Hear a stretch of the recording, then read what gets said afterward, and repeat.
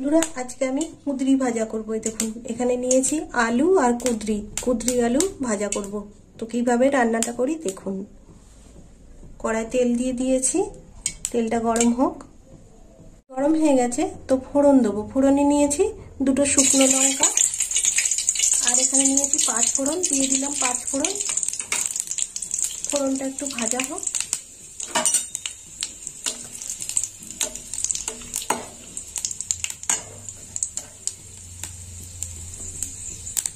ভাজা হয়ে গেছে, এবার আমি আলু আর কুঁদরিগুলো দিয়ে দেবো। দিয়ে দিলাম আলু কুঁদরি।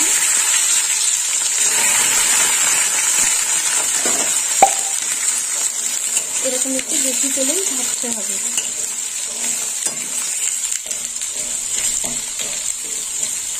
এখানে আমি দুটো চেরা কাঁচা লঙ্কাও দিয়েছি।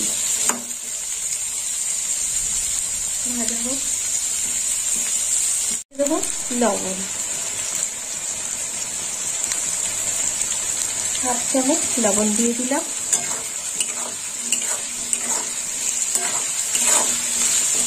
এবার চাপা দিয়ে দেবো।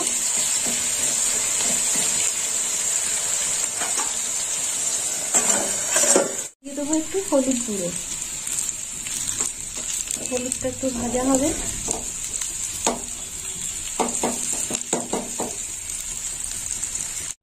এটা একটু নেড়ে চেড়ে দেবো।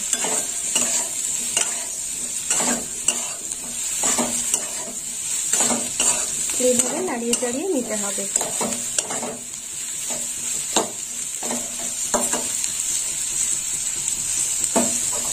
লঙ্কার গুঁড়ো দিয়ে দেবো, লাল লঙ্কার গুঁড়ো দিয়ে দিলাম সামান্য। আর একটু নেড়ে চেড়ে নেবো।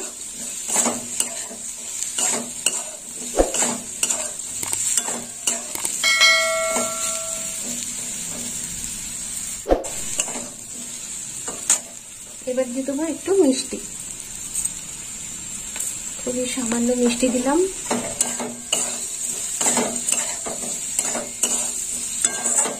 আর একটু ভাজা হবে। ভাজা হয়ে এসেছে, এবার দিয়ে দেবো পোস্ত। এখানে আমি 1/2 চামচ পোস্ত নিয়েছি। পোস্তটা এইভাবে ছড়িয়ে দেবো। দিয়ে দিলাম পোস্ত। আর পোস্ত দেওয়ার পর একটু নেড়ে চেড়ে নেব।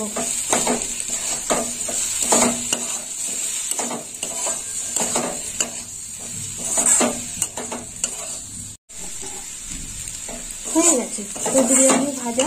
তো বন্ধুরা আপনারাও এরকম বানিয়ে খাবেন কুঁদরি আলু ভাজা, আর আমাকে কমেন্ট করে জানাবেন কেমন খেতে হয়েছে। আর আমার ভিডিও ভালো লাগলে লাইক করবেন, শেয়ার করবেন আর সাবস্ক্রাইব করবেন। বন্ধু হয়ে পাশে থাকবেন।